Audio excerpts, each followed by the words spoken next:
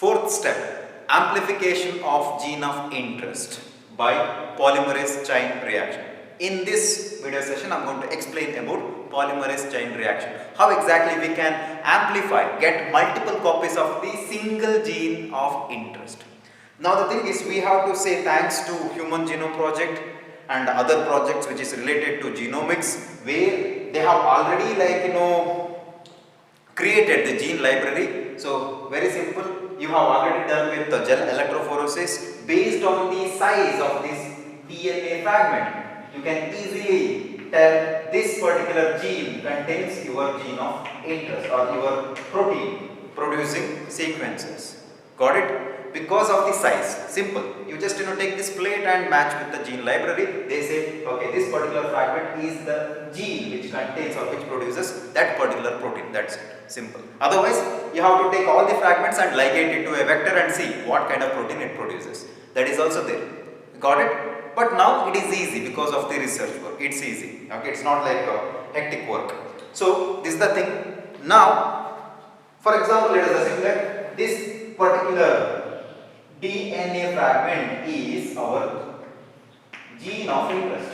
Okay, it's going to produce that specific protein. So now I have removed it by a process called as elution. Done. I have removed it now. I have this only single DNA, very small DNA now. This is my gene of interest. Okay, I'll erase this.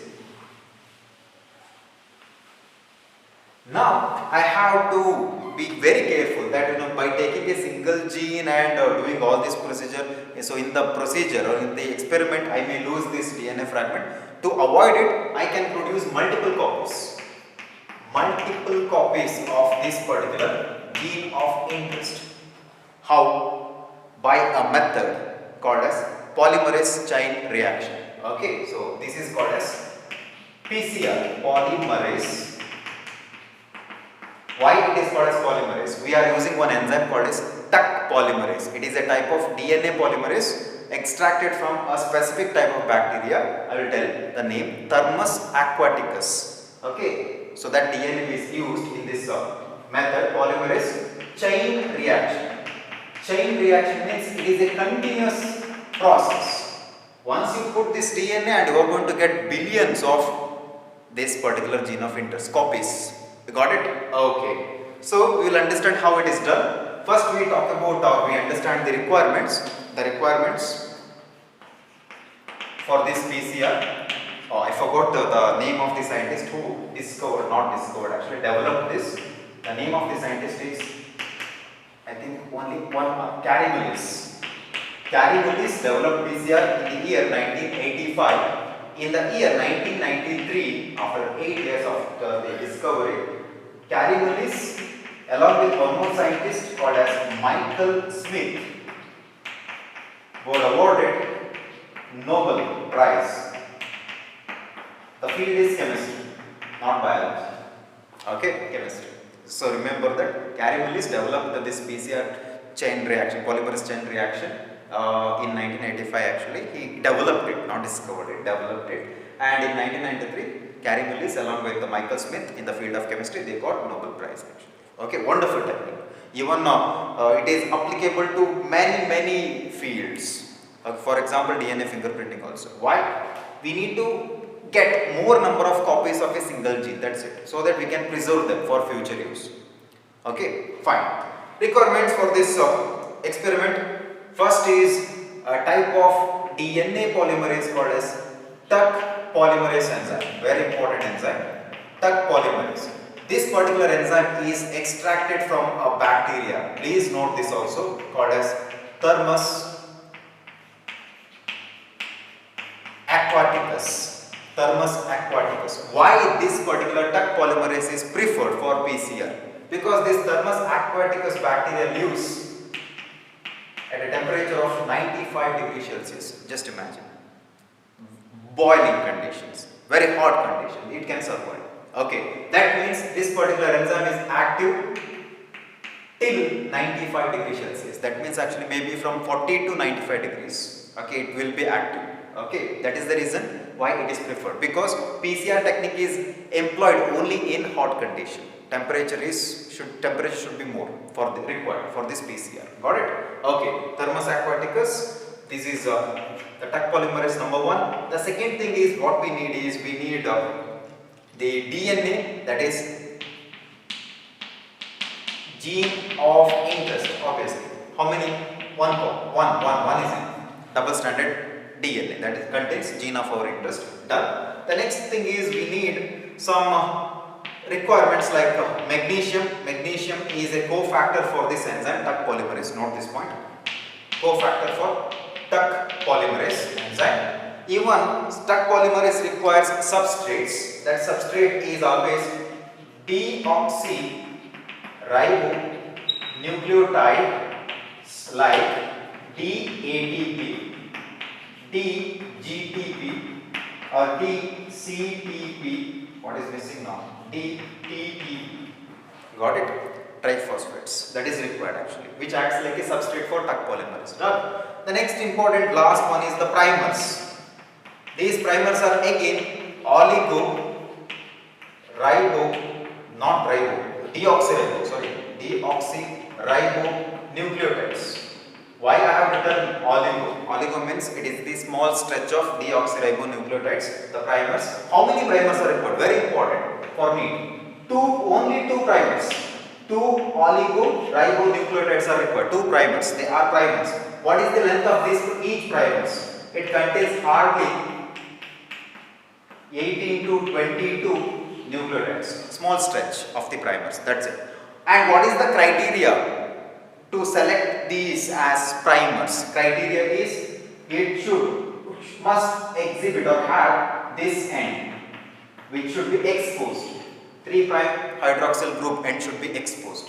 Okay. So for example, this end is 5' and this end is, this is 3 end and this 5, 3, 5. So this should be OH like this, exposed. It's very important actually. Primer, I forgot, it is not double stranded, it's come on, single stranded. Okay. So single stranded primers. Okay. You can write down single stranded primers. Done. Okay. So that's it. Primer actually binds to the DNA. I will tell you how. So this is actually the requirements. Now we will see the procedure. Very simple. It has 3 steps. We'll go faster. You see 3 steps in polymerase chain reaction. The first step is actually called as denaturation. Denaturation. What is denaturation? It is nothing but the process of breaking the hydrogen bonds between the double stranded DNA. Second one is annealing. What is the meaning of this annealing? Annealing is nothing but attachment. Okay, so primer is going to attach to the single stranded DNA. Third one is extension. What is the meaning of extension? You extend the length of the DNA. That's it. So denaturation, what you have to remember is the temperature which is required to break the DNA. Here what we are going to do is we break the DNA, double stranded ddNA, that is double stranded DNA. So how? By just treating this with this temperature, 94 degrees Celsius. Done. So that is the first step. So let me draw this diagram. In this high temperature, the hydrogen bonds will be broken to produce single stranded DNA. So this DNA is gene of interest. Got it? Okay. So that is step number 1. Should I write this? 5', 3', 5', 3'. Number 1. Step number 1. Temperature is 94 degrees Celsius and we need to expose this DNA to this high temperature only for 2 minutes. Note this point. 2 minutes, 94 degrees Celsius. Here nothing is required. No Tuck polymerase, nothing else. What is this annealing? The annealing is the second step where I have 2 separated DNA strands. One is this, which reads like this, 5' to 3'.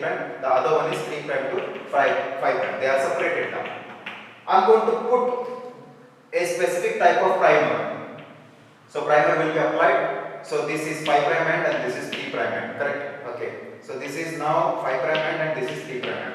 They are going to bind to this single stranded or separated DNA strands and this process is called as annealing. What is the temperature is required? Now see, when we are switching from denaturation step to annealing, the temperature should be reduced because we should give some facility for the annealing process where the primers can bind to this DNA template. This is now template DNA. Okay, so each acts like template DNA after separation. Okay, so temperature should be between 50 to 60 degrees Celsius. It should be reduced. Okay, it facilitates binding of this primer to the template DNA on both the sides. Done. So that is last one is extension. Here we need mention DATP, DTTP, whatever I have mentioned 4 deoxyribonucleotides, 4 deoxyribonucleotides, please mention it, and then magnesium for as cofactor. Then I have released this enzyme, Tuck polymerase.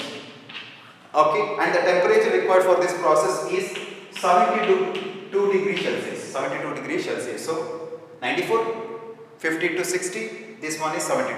Remember, extension. Now what's going to happen? I'm going to draw the diagram, same diagram. This structure, this particular primer starts growing.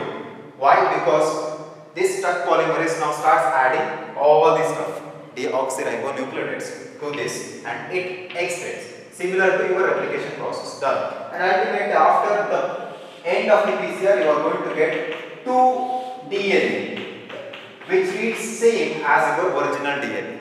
Got it? Same to same, same to same. Got it? So this is actually the copies. 2 copies are obtained. So this is one cycle. So that means in one cycle we are going to get 2 DNAs after PCR. Done? Understood? Now one important thing is, for example, if we have, let us say, 2 DNAs, that is actually our gene of interest, and we will put this in a PCR machine. A machine is there actually for this, and we will operate this machine for 5 times, that is 5 cycles. How many DNAs you are going to get at the end of the 5 cycles? Formula is, remember that for PCR, so we write N equal to 2 to the power cycles. N is nothing but the DNA which are like our gene of interest in the beginning stage, that is 2. N is 2. Okay, and this 2 means we are going to get 2 copies of the DNA at the end of the PCR, correct? Double. Cycles, how many cycles here? 5. So into actually. Okay, so finally 2 into 2 to the power 5 means 32. So we get 64. So finally, if we put 2 DNA in the PCR and operate this PCR for 5 cycles, we are going to get 64 DNAs. Good, right? So that is PCR, amplification of the DNA or gene of interest. Hope you understood this.